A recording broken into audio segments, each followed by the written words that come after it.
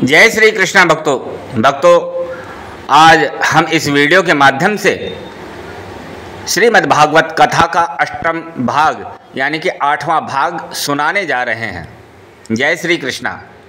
श्रीमन्नारायण नारायण नारायण भजमन्नारायण नारायण नारायण लक्ष्मी नारायण नारायण नारायण भजमन्नारायण नारायण नारायण लक्ष्मी नारायण नारायण नारायण। बोलिए लक्ष्मी नारायण भगवान की जय। भक्तों, महाराज परीक्षित जी ने सुखदेव जी से 4 प्रश्न किए। सुखदेव जी बड़े प्रसन्न हुए और सुखदेव जी ने कहा कि हे महाराज परीक्षित जी, आपके प्रश्न बड़े उत्तम प्रकार के हैं। और सुखदेव जी कहने लगे, वर्यानेकते प्रश्न क्रतो लोकहितं रपः आत्मवित् सम्मतः पूषां श्रोतव्यादिषु दिखूय परः। श्री सुखदेव जी कहने लगे, हे राजन, आपने मनुष्यों के सुनने योग्य विषय में जो प्रश्न किया है यह अति उत्तम, सबका हित करने वाला तथा आत्मवित्त पुरुषों को भी मान्य है। हे राजन, प्राणियों को मानव शरीर पाकर के धन, स्त्री, संतति तथा शरीर आदि में आसक्त नहीं होना चाहिए। मानव जन्म का श्रेष्ठ लाभ यह होना चाहिए कि अंत समय में उसे भगवान नारायण की स्मृति हो जाए। जन्म लाभ पर पूषा मनते नारायण स्मृति ही। अतः भगवान की लीलाओं का स्मरण कीर्तन ही इस नश्वर शरीर का पुनीत कर्तव्य है। यह संसार जीव का सदैव रहने का स्थान नहीं है। अतः प्राणियों को कुछ न कुछ समय निकाल करके प्रभु के नामों का कीर्तन तथा सत्संग करना चाहिए। हे राजन, हर प्राणी से नित्य 5 स्थानों पर हिंसा होती रहती है। वो 5 स्थान कौन कौन से हैं? 1 चूल्हा, 2 चक्की, 3 जल रहने के स्थान पर, 4 ओंखली और 5वां झाड़ू लगाते समय। परंतु प्राणी इन बातों पर कम ध्यान देते हैं। अधिकतर मनुष्य तो आहार, निद्रा, भय, मैथुनम च सामान्य में तद पशु भिन्न नारायण पशुवत व्यवहार करने के आदि हो जाते हैं। वे परिवार के मोह में फंसकर धनोपार्जन के लिए निंदनीय कर्मों को करने में भी नहीं चसकुचाते। मुमुक्षु प्राणी को धर्म और भगवान में निष्ठा रखनी चाहिए, तभी अंत समय में श्री हरि स्मरण से कल्याण हो सकेगा। थोड़ा समय निकालकर सत्संग अवश्य करना चाहिए। ये तो दुनिया में देने को दिए जाते हैं नजराने बहुत, लेकिन है कोई शहर जो सत्संग का मुकाबला करे। अब मैं आपको मानव मात्र के कल्याणार्थ श्रीमद् भागवत कथा का श्रवण करवाऊंगा, जिसका मैंने अपने पिता वेदव्यास जी से अध्ययन किया था। हे राजन, यद्यपि मैं निरंतर निर्गुण ब्रह्म में ही स्थित रहता हूँ, तथापि श्री कृष्ण भगवान की लीलाओं में चित्त आकर्षित होने के कारण मैंने इस पुराण का अध्ययन किया था। उसी का मैं आपके समक्ष वर्णन करूंगा, क्योंकि आप विष्णु भक्त हैं। इसे सुनने से आपको भगवान मुकुंद में निष्काम भक्ति उत्पन्न हो जाएगी। जो भगवान सबका नियंता है, उसी के नाम का संकीर्तन मुक्तिदाता है। सुखदेव जी कहने लगे, हे ये गोलोक में श्री राधा रानी जी के लिए सुख थे। यानी कि सुखदेव जी अपनी जन्म कथा बता रहे हैं। ये राधा रानी जी ने गोलोक धाम में राधा रानी जी ने एक सुख रख रखा था। सुख मतलब तोता। भगवान श्री कृष्ण के अवतरण काल में श्री राधा रानी जी ने स्वयं भी लीला विग्रह धारण कर अपने प्रिय सुख को भी साथ चलने को कहा। जब राधा रानी जी, भगवान कृष्ण जब पृथ्वी पर अवतरण हुआ भगवान का, तो राधा रानी जी भी आई, उनका अवतरण भी हुआ। और जब राधा रानी जी का अवतरण हुआ तो राधा रानी जी ने सुख को भी साथ चलने को कहा। और वही सुख श्री राधा जी के वियोग के कारण विगलित अंडे के रूप में भगवान श्री शंकर के निवास कैलाश पर आश्रम के निकट पड़ा था। वही सुख एक अंडे के रूप में, अंडे के अंदर कैलाश पर्वत पर भोलेनाथ के आश्रम के निकट पड़ा हुआ था। वही अंडा शिव के मुख से अमृतमयी कथा सुन करके पुष्ट हुआ था। भगवान शिव के मुख से अमृतमयी कथा सुनकर वह अंडे में जो सुख थे वही पुष्ट हो गया। एक दिन माँ पार्वती जी ने अमर कथा सुनने की इच्छा प्रकट की। शिव सुनाने लगे, लेकिन सुनाने से पहले अमर कथा सुनाने से पहले भोलेनाथ ने शंख ध्वनि करी। शंख ध्वनि करके निर्जन कर दिया, यानी कि शंख ध्वनि इसलिए करी कि ये अमर कथा कोई जीव और कोई जीव ना सुने, इसलिए उन्होंने शंख ध्वनि करके सभी जीवों को वहाँ से भगा दिया। लेकिन एक अंडा पड़ा रह गया। प्रथम स्कंद से दसम स्कंद तक तो माताजी हुंकार देती रही। जो अंडा पड़ा रहा वो अंडा कहीं जा नहीं पाया शंख ध्वनि से, और अंडे के अंदर जो सुख था वह प्रथम स्कंद से दसम स्कंद तक तो माताजी हुंकार देती रही कथा पर, लेकिन दसम स्कंद पर माताजी को नींद आ गई। लेकिन अंडा अमर कथा श्रवण से पुष्ट होकर हुंकारी देता रहा। लेकिन अंडे के अंदर जो सुखदेव जी थे उनने अमर कथा सुनी तो उससे पुष्ट हो गए, ज्ञान आ गया और वो हुंकारी देते रहे। जब 12वें स्कंद की समाप्ति पर नींद खुली माताजी की, तब माताजी बोली, प्रभु मैंने श्री कृष्ण उद्धव संवाद नहीं सुना। शिव बोले, हुंकारी किसने दी? फिर पता लगा, भोलेनाथ ने पता लगा कि अंडे में एक शुक बैठा हुंकारी दे रहा है। भोलेनाथ त्रिशूल लेकर भागे उसके पीछे, आगे आगे शुक और पीछे पीछे भोलेनाथ त्रिशूल लेकर भागे। उधर व्यास जी की पत्नी ने जम्भाई ली, और जब जम्भाई ली तो सुखदेव जी ने देखा, शुक ने देखा कि जम्भाई ले रही हैं माता, तो उनके गर्भ में, मुख के द्वारा उनके गर्भ में सुखदेव जी जाकर छुप गए, पेट में बैठ गए, उदर में गए। 12 वर्ष रहा, 12 वर्ष तक माँ के गर्भ में बैठे रहे सुख। व्यास जी बोले, गर्भ से बाहर क्यों नहीं आते? व्यास जी ने पूछा कि आप गर्भ से बाहर क्यों नहीं आते? तो व्यास जी, सुखदेव जी सुख कहने लगा, माया सताएगी, यदि द्वारकाधीश आश्वासन दे तब मैं बाहर आऊँगा। सुख कहने लगे कि अगर मैं माँ के गर्भ से बाहर आता हूँ तो मुझे माया सताने लगती है, माया सताएगी। अगर द्वारकाधीश मुझे आश्वासन दें कि उनकी माया उनको मोहित नहीं करेगी, सताएगी नहीं, तो मैं माँ के गर्भ से बाहर आऊँगा। द्वारकाधीश भगवान ने आश्वासन दिया, वह बाहर आए, जंगल को चले गए। माँ के गर्भ से बाहर आए और आते ही जंगल की तरफ चल दिए। हे राजन, भगवान मुकुंद के नाम कीर्तन से ज्ञानियों को ज्ञान, मोक्ष चाहने वालों के लिए मोक्ष तथा सांसारिक आपदाओं से त्रस्त जीवों को शांति प्राप्त होती है। विशेषकर कलयुग में, कलयुग केवल नाम आधारा, सुमेरी सुमेरी नर उतरहि पारा। कलयुग में केवल नाम संकीर्तन ही काफ़ी है।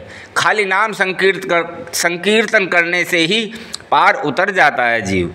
हे राजन, तुम इस बात को सोचकर कि मैं 7 दिन में अपनी मुक्ति का कैसे उपाय करूँगा, सो राजन आपका सोचना व्यर्थ है। महाराज खट्वांग ने तो खट्वांगो नाम राजर प्रतिज्ञात्वेयता मिहायुग मुहूर्तार्थ सर्वमुत्सृज्य गतवान भयम हरिम। एक मुहूर्त यानी 2.5 घड़ी में ही सब कुछ त्याग कर भगवान से एकाकार हो गए थे, मुक्ति प्राप्त कर ली गई थी। हे राजन, अंत समय में प्रत्येक प्राणी को मृत्यु के भय से शून्य हो जाना चाहिए। तत्पश्चात स्त्री, पुत्र, धन आदि तृष्णाओं को त्याग करके पुण्य तीर्थ में जाकर के एकांत स्थान में पवित्र कुशा आदि के आसन पर बैठ करके मैं यानी कि 3 अक्षरों से ग्रथित परम शुद्ध मंत्र ओमकार का मन में अभ्यास करें। प्राणायाम के द्वारा मन को वश में करें। तदंतर किसी सांसारिक विषय का चिंतन ना करें। महाराज परीक्षित कहने लगे, हे प्रभु, जो धारणा पुरुष के विषय वासना रूपी विकार को शीघ्र हर लेती है वह किस प्रकार की जाती है? मुकुंद मुक्तिम ददति इति मुकुंदम, यानी कि ईश्वर भगवान संपूर्ण संसार का निर्माता है। केवल भगवान ही है जो संपूर्ण संसार का निर्माता है। God is the creator of this whole universe, यानी कि भगवान ही इस संसार का निर्माता है। जीताशनो जितश्वासो जीत संगो जितेन्द्रिय स्थूले भगवतो रूपे मन संधार्ये धिया। हे राजन, पहले आसन जीते, फिर प्राणायाम के द्वारा श्वास जीते, जितेंद्रिय बन के भगवान के स्थूल रूप में अपनी बुद्धि के द्वारा मन को लगावें। पद पाताल शीस अज धामा अपर लोक अंग अंग विश्रामा। हे राजन, मन को बस में करके भगवान के विराट स्वरूप का ध्यान करें। भगवान का तलवा यानी कि भगवान के विराट स्वरूप में क्या क्या है सुनिए। भगवान का तलवे में पाताल लोक, पैर के पंजे में और एड़ी में रसातल लोक, एड़ियों के ऊपर की गांठें गुल्फ यानी कि महातल लोक, दोनों जंघा तलातल लोक, दोनों जानू सुतल लोक, दोनों उरु अतल और वितल लोक, जगन नाभि के नीचे का भाग महितल या भूतल, नाभि आकाश, वक्षस्थल भगवान के स्वर्गलोक, ग्रीवा महरलोक, भगवान का मुख जनलोक, ललाट में तपलोक, मस्तक सत्यलोक, भुजाएं इंद्रादि देवता, कान दिशाएं शब्द श्रोतेंद्रिय, नासापुट अश्विनी कुमार, गंध घ्राणेन्द्रिय, मुख अग्नि नेत्र गोलोक, अंतरिक्ष आँख सूर्य, दोनों पलक रात और दिन, मोह का विस्तार ब्रह्मपद, स्त्री पुत्रादि स्नेह दांत, हंसी मोहित करने वाली माया। भगवान की हंसी जो है वो मोहित करने वाली माया के रूप में है। नेत्रों का कटाक्ष अपार संसार, ऊपर का होठ भगवान का लज्जा, अधर पल्लव लोभ, स्तन धर्म, पीठ अधर्म, शीर्ष प्रजापति, अंडकोश मित्रावरुण, सांस अंतर्वीर्य गति, काल क्रीड़ा स्थल प्राणियों का संसार, केश बादल, वस्त्र सायंकाल, हृदय अव्यक्त प्रधान, मन चंद्रमा, यह तत्व चित्त, अहंकार रुद्र, नख घोड़ा ऊंट हाथी, श्रोणी देश कमर में उपास्थ, मृग आदि पशु, शिल्प चातुर्य के नमूने पक्षी, बुद्धि, मनो भगवान, स्वर स्मृतियाँ, गंधर्व विद्याधर अप्सराएं, बल असुरों की सेना, मुख में ब्राह्मण है, भुजा क्षत्रिय, जांघ वैश्य, पैर शूद्र, वसु सब देवता, आवश्यक कार्य रुद्र आदि से युक्त द्रव्यात्मक यज्ञ कार्य। हे राजन, मैंने तुमको भगवान का विराट रूप दर्शाया है, इससे भिन्न और कुछ नहीं है। हरि व्यापक सर्वत्र समाना, प्रेम ते प्रगट होई मैं जाना। योगी लोग सर्वत्र व्यापक इसी विराट स्वरूप का चिंतन करते हैं, इसी चिंतन में परम सुख का अनुभव करते हैं। सुख दो प्रकार का होता है, एक लौकिक सुख सांसारिक सुख जो प्राणियों को बंधन में डालता है, दूसरा अलौकिक सुख मोक्षदायक सुख होता है। परम सुख तभी प्राप्त होता है जब कान सदैव हरि कथा कीर्तन श्रवण करे और जिह्वा भगवान का गुणानुवाद वर्णन करे, अन्यथा कान सांप के घर और जिह्वा मेंढक के समान है। कान जिन हरि कथा सुनी नहीं काना, श्रवण रंध्र अहि भवन समाना। कान जिनने भगवान की कथा नहीं सुनी, ये मानो एक छिद्र के समान है, चूहे या सांप के बिल के समान है। जिह्वा जीभ क्या है, जो नहीं करें राम गुण गाना, जी है सुदादुर जी है समाना। वह जिह्वा जो भगवान का भजन नहीं कर सकती वह व्यर्थ है। मैत्रेय जी विदुर जी से इसी संबंध में बोल रहे हैं। एकांत लाभम वत्सो न पूषाम, शुश्लोक मौलैर्गुणवाद माहो, श्रुतेश्च विद्धि-रूपा कृतायां कथा सुधायामुपसयं प्रयोगम। उत्तम श्लोक भगवान का गुणानुवाद करना वाणी का मुख्य फल है। विद्वानों द्वारा वर्णित कथा सुधारस का पान करना कानों का मुख्य फल कहा है। वही सर्व समर्थ भगवान सर्वत्र व्याप्त हैं और वे ही जिसे चाहते हैं बना डालते हैं, जिसे चाहते हैं मिटा डालते हैं। और जिसने येन शुक्ला कृताम हंसा सुकांच हरिति कृतः मयूराश्चित्रिता येन सेते व्रति विधाशति। हंस को सफ़ेद, तोते को हरा और मयूर को अनेक रंगों से रंगा देते हैं। भगवान की माया ही है, भगवान की कृपा ही है जो हंस को सफ़ेद बना देते हैं, तोते को हरा बनाते हैं और मयूर मोर में अनेकों रंग भर देते हैं। वह ही जीव को जैसा बनाना चाहते हैं उसकी वैसी ही वृत्ति बना देते हैं। भगवान ही हैं जो जीव को जैसा बनाना चाहते हैं वैसी वृत्ति बना देते हैं। पिछले जन्म के पाप से हरि चर्चा ने सुहाय, जैसे ज्वर के वेग से भूख विदा है जाय। और भक्तों, सुखदेव जी कहने लगे, हे राजन, अब मैं सकाम पुरुषों के करने योग्य कर्तव्य बताता हूँ।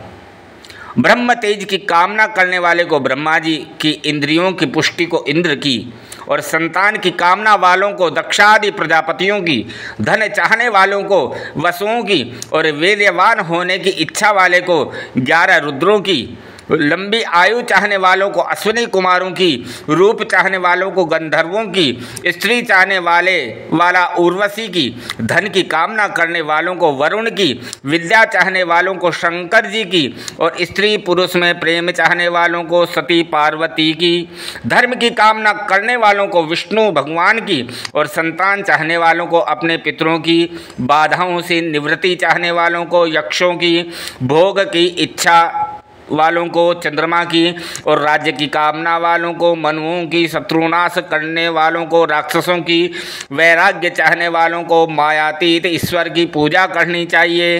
हे राजन, इन देवताओं की पूजा करने से अटल भक्ति हो जाती है और भगवान की कथाओं को सुनने से सत, रज और तम, इससे उत्पन्न होने वाले राग आदि के समूह का ज्ञान पैदा होता है, जिससे विषयों में वैराग्य पैदा हो जाता है तथा साधक में भक्ति पैदा हो जाती है। कथा श्रवण सुख से तृप्त ऐसा कौन सा पुरुष होगा जो भगवान की कथाओं से प्रेम नहीं करेगा। और जो विषय लंपट है, ऐसे उदार भगवान को प्रेम से स्मरण नहीं करते, वे पशुओं से भी गुजरे हैं। समीचीनम वचो ब्रह्मन् सर्वज्ञस्य तवानघ, तमो विशीर्यते मह्यम हरे कथयतः कथामः।